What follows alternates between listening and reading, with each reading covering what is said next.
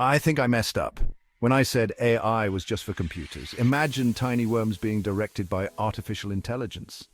Sounds like science fiction, right? Well, welcome to reality. Scientists have successfully linked AI with the nervous systems of Caenorhabditis, elegans worms. Using deep reinforcement learning, the same tech that masters complex games, the AI guides these worms towards specific targets. How? By analyzing light stimulation data from genetically engineered worms that respond to light. The result? AI-guided worms find food faster than ever before. But wait, it gets better. This isn't just about worms. Researchers are looking into how this can revolutionize human neurological treatments.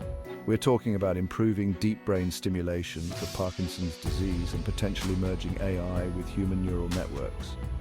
Why does this matter?